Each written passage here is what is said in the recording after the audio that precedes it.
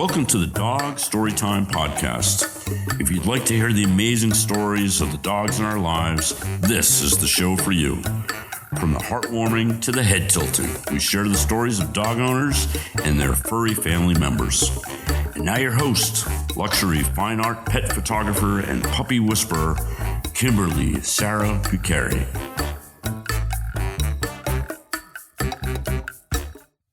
Welcome, everyone. This is Kimberly Sarah Bucari, and welcome to the Dog Storytime Podcast.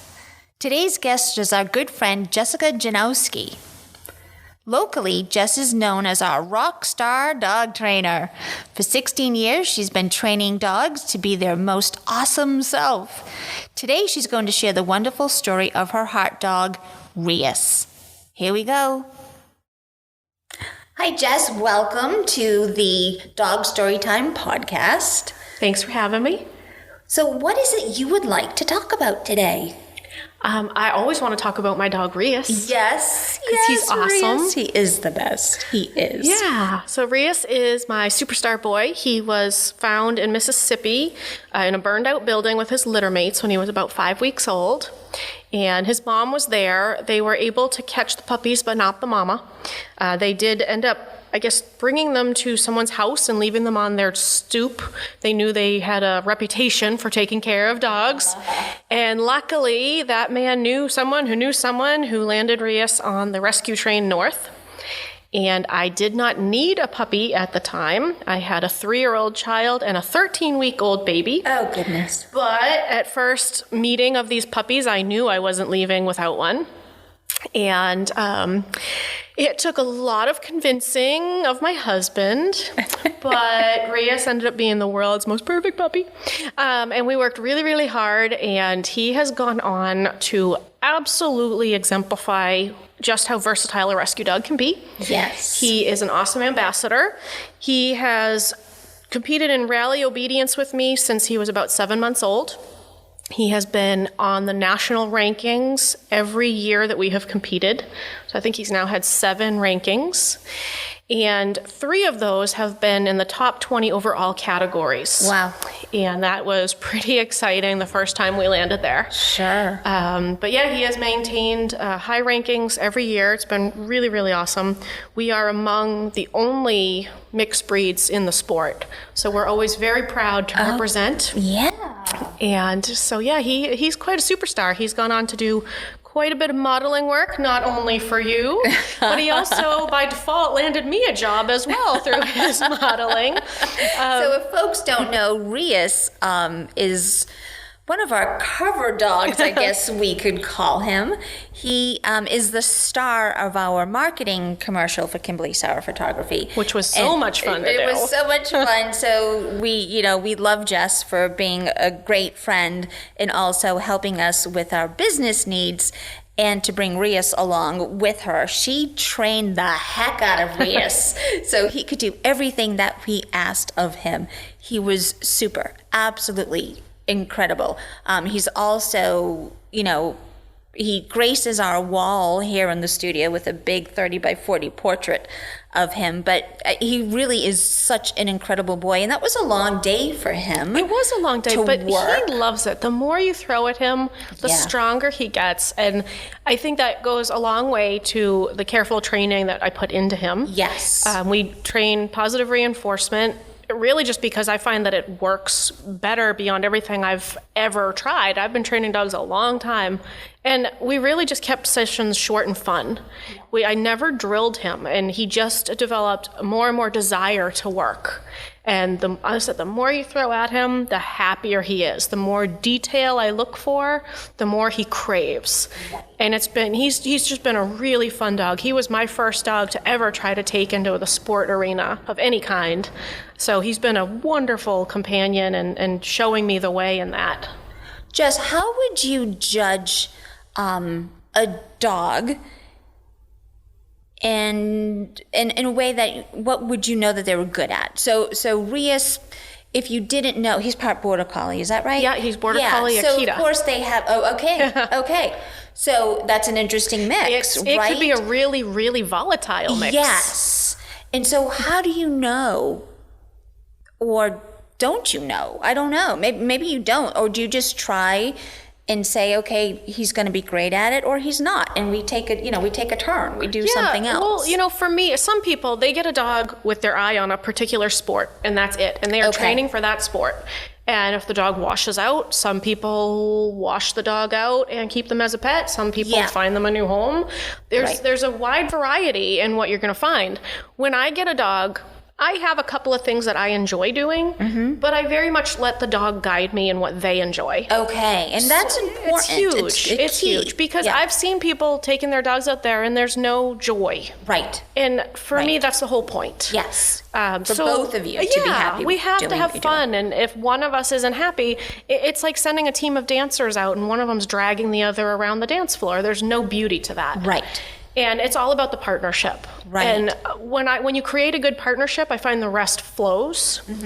And but we had fun with it. I wanted to try some obedience stuff with him. I thought it'd be good for his brains. Right. We tried agility, and he was really good at it, but he was terrified of the teeter-totter. The bang that it made just undid him. And it got to the point where I realized it wasn't going to be fair to try to work through it when there were so many other things available. And he was really good at other things, and he enjoyed other things too. Right. So we still throw the elements that he likes of agility in with our training, but we don't make that our focus.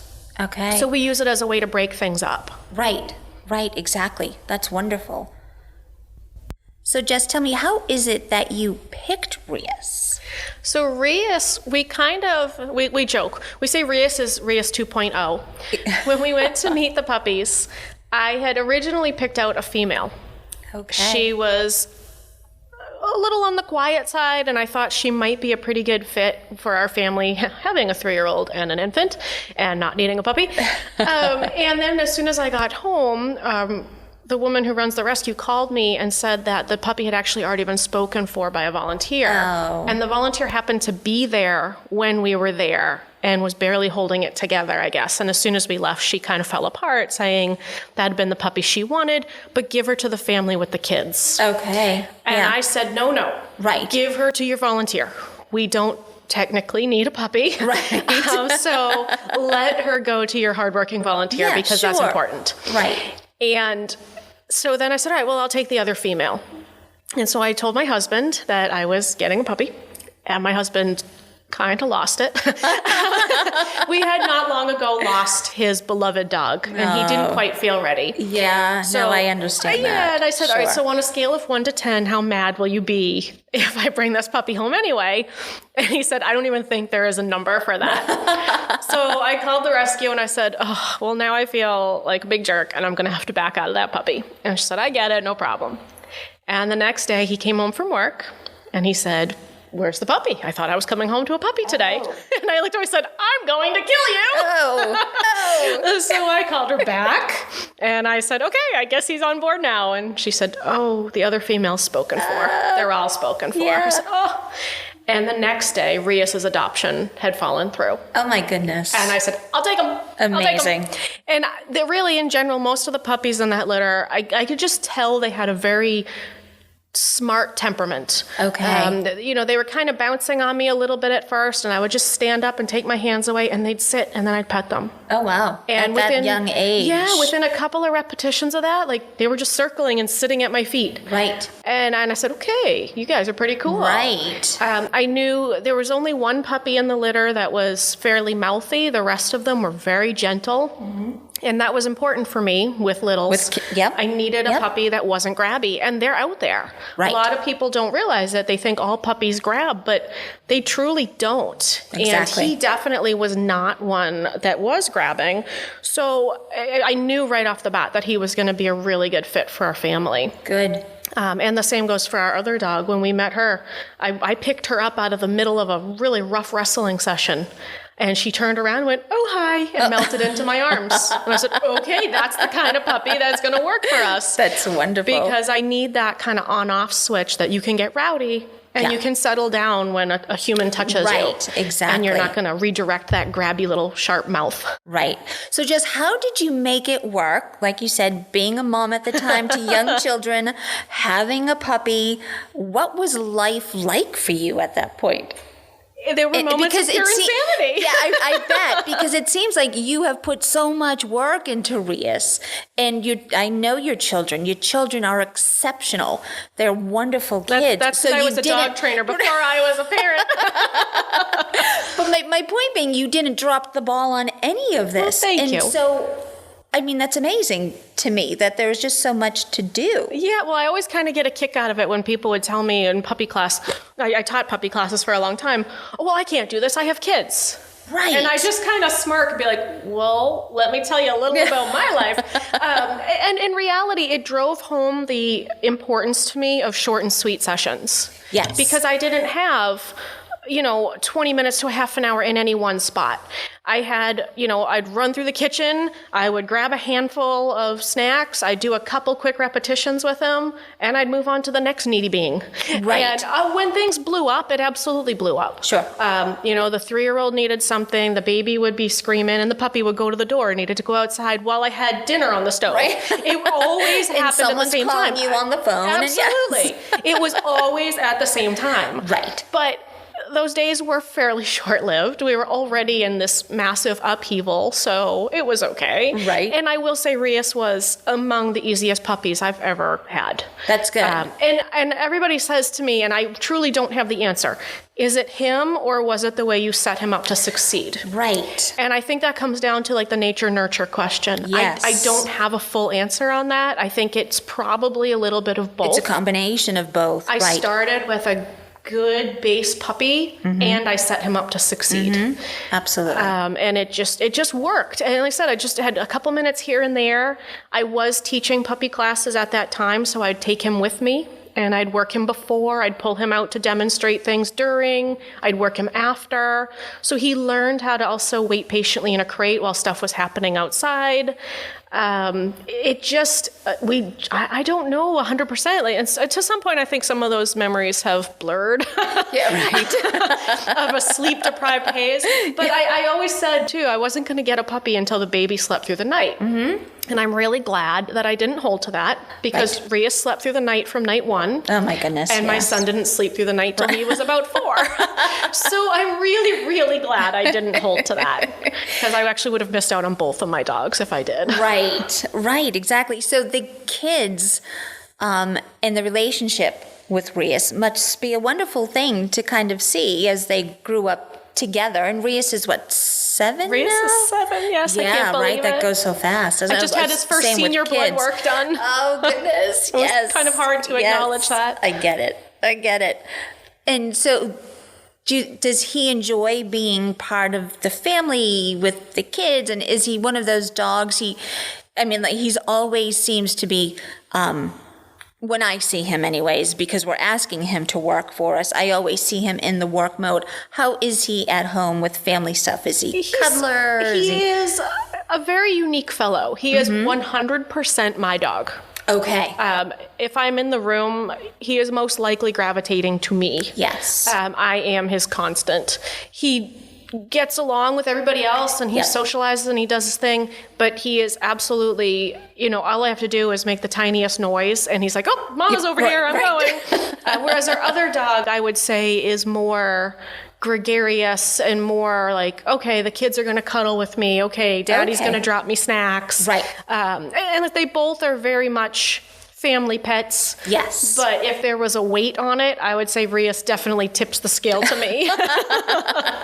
and so the more I ask, the happier. That sounds like that's a natural thing for his personality, is to be looking to you. Do you know what I mean? Like to be reading you and I would say, nature versus nurture again. Right. But genetics, you can't run from genetics to a certain point. Right. And the Border Collie makes him very attuned to things. Yes. And I would say really the Akita does too. They're both guards in different ways. Yes. Border Collies are all about watching that flock They're supposed to be very determined to their family. Right. And same with Akitas. They are typically very tight with their family. Outsiders are suspect. Right. And Rious, I would say, we worked really, really hard socializing him as a baby. And while I don't think he's not a dog that I think is going to give just an average stranger just minding their own business a hard time, I do know that if anybody showed up in our house unexpected or behaved in an unexpected manner, he definitely steps right up, and all of a sudden you see the Akita. He puffs up. His coat doubles in size. Wow. And he's very much up on his toes, and you see quite a different picture from the goofball. I always call him Buddy the Elf when he's with someone he knows. But someone shows up in an unexpected manner, and you see a very different dog. That's good, though. I mean, I enjoy it. Yes. And you need to allow that to happen, right? There is... To a point. Sometimes I say that when people call a dog protective, I almost call that aggression we condone. Right. And to the dog, I think it can send a mixed message if they don't read things as quite the same way we do. Right. So we have to definitely be careful, and when we know that is something that could be in there, we want to make sure that we don't have somebody just pop into our house unexpectedly that he doesn't know or I haven't allowed in. But when I do, I love to run with my dogs. And if I'm in an area that maybe is a little bit more secluded, I'm only going if I have my dogs with me. Right. And I say all the time, I have no concern when I have Rious with me. He is just the most comforting being to have by my side. And I know that he is my ever protector and my ultimate sidekick. Yeah. Excellent. So what is it that he's wonderful and we love him, right? But what is it about his being that you love so much? There's always people talk about their heart dog. Yes. And I feel like he is so my heart. I can't even stand it. I love that dog so stinking much. Right. We click in a way that when we work, it's like I don't really have to think through what we're doing. We just do it. Yes. And he reads me in a way that I've not had another dog read me. I feel like everything we work on, not to say that it comes quote unquote easily, there's still things that we work through, and we had our challenges in competing. Years ago he had pulled down one jump rail, and it kind of, we say it chased him. It kind of rolled after him, and it spooked him terribly. Sure. And it took me years, probably 2 years of solid work to get him comfortable in the show ring again. I almost quit. And immediately once we got through that, he just started clicking in. And it was probably because we took that step back. Exactly. But he just teaches me something new every time we face a challenge. And wonderful. But we just click when we work through it. I just, there's something about it, and I can't fully explain it. It's just there. Yeah, and I think dog people will understand that. I think so. Sometimes for me, I say it's the look that Winston gives me. He's got fantastic eye contact, and I know there's so much going on behind those beautiful brown eyes of his. And so I understand what you're saying, that there's just this kind of being together and understanding of each other. Yeah, there's a wavelength, and it just clicks. Yeah, and that's not to say that my other dog's not fun to work, but she's a very different dog to work. Right. She's a very different dog to compete. She is a dog that she doesn't have the drive to work all day. She'll do something a couple times, and she looks at you like, I did that. Where's the couch? She's just not like that drivey kind of girl. Right. But this morning, I took them for a 5-mile run. Wow. And as we approached the car, she starts veering to the other side of the trail. Like, we're not going that way. We're not done yet. She's so funny. She's the laziest thing in some ways, but she will go for a run all day. Oh, interesting. We say she just saves likes it being all out up. there. Yeah. But she hits the home, and she'll be on the couch now until dinner time. We say we want to get her like a collar tracker for her activity and show like, oh look, she spent 95% of the day on the couch. But the second I touch a leash or my running sneakers. Yeah, they she's know ready. the sound of, I swear they know the sound of the drawer that my running clothes live Sure. in. Yeah. And all of a sudden I have 2 dogs on top of me whining and whining and whining. Right. Like, I'm Right. coming, guys, I'm coming. We do this every day. Every day. If I pick up their harnesses for running, holy cow, I say Rious makes his rabid monkey squeaking noises. It's ridiculous. And they love going for their runs. Good. So Jess, what is next for you and Rious together? Oh, that's a good question. I don't know. Like he's at the point where he has beyond proven and broken every dream that I had for us to achieve. And that's nice. a really cool point to be. It is. I often say he's my karma dog. I had 2 fairly difficult dogs in their own right before him. And there were all these things I wanted to try, and they just weren't the dogs for it. Right. And he has been in every way. Right. Everything I thought I'd ever want to try with him, we've been able to do. And we took that to the max. When we first started competing, I watched people getting what was called their MX title. Mm-hmm. And that's the highest level title you can get in our sport. Okay. And I thought, whew, that looks so hard. There's no way. I'll just never do that. I mean, that's so intense. And now he has accumulated 7 MXs. Wow. So, and it's just, there's just thing after thing that he has checked off the box. I would like to potentially start competing him in some nose work trials. Oh, yes. Nose work is a ton of fun. We have done some classes, and he loves it when we do it. Mm-hmm. We had focused so much on some of the rally stuff that we kind of just did that on the side a little here and there. But after his last MX, I said, well, maybe we'll venture into that a little bit now. So that might be our next one. My daughter's kind of taken over showing our youngest dog. So, we'll still go along when she wants to trial and do that. And we'll still maybe tack on some legs here and there for some stuff. Yeah. But I don't feel the need to, prove him over and over and over. Right. I feel like he has accomplished so much. He has nothing to prove. And he had nothing to prove anyway. I mean, it's not like a dog has to, quote unquote, prove their worth because through competing. Right. But he has gone above and beyond, busting every barrier that stood in our path. But yeah, I don't know, maybe some nose work. We've been putting a lot of focus into running this year. Good. And we've had a blast with it.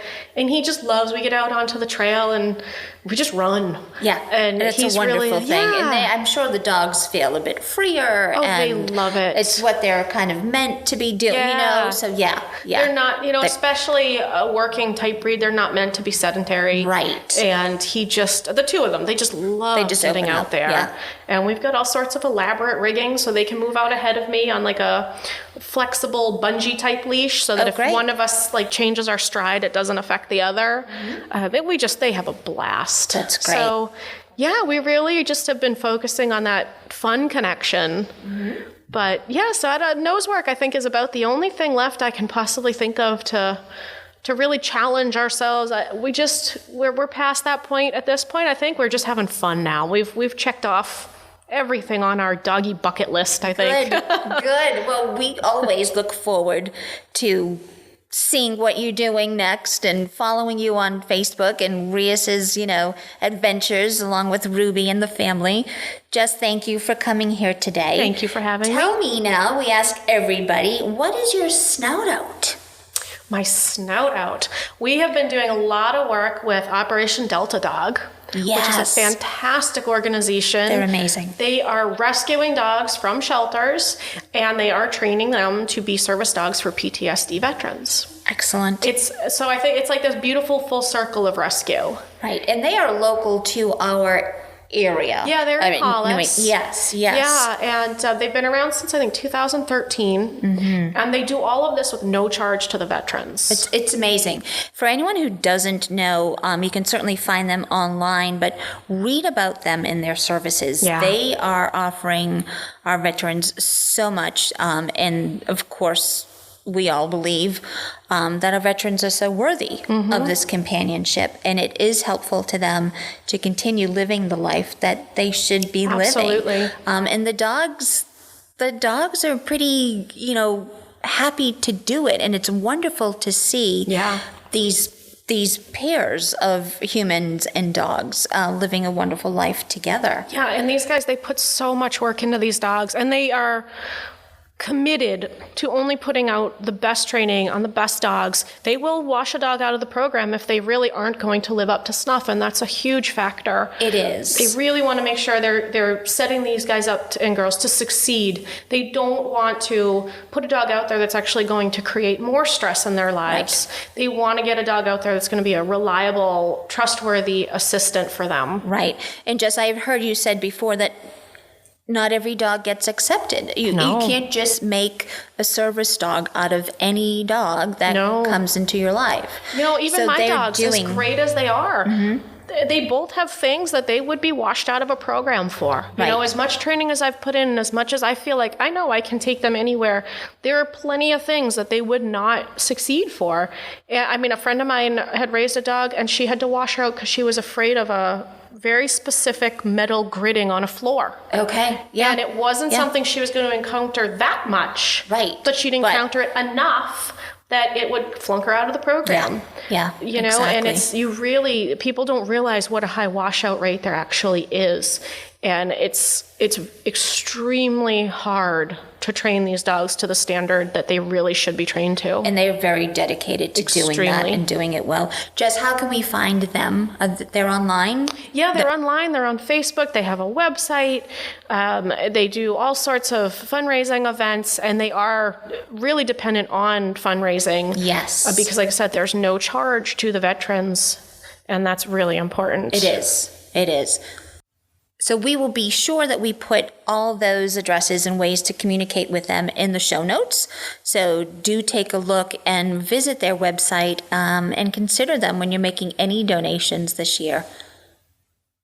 Well, Jess, I think that is it for this particular podcast. Thank you so much for coming and being a part of this today. And we look forward to following along with your adventures, Jess. Thank you. Thank you. There will be more. Thanks for listening to this episode of the Dog Storytime Podcast. If you enjoyed this episode, please take a minute to leave a review. And don't forget to subscribe so you won't miss all the exciting episodes we have coming up soon. If you want to learn more about our podcast and Kimberly's work with dogs, head over to KimberlySarahPhotography.com. Thank you for listening.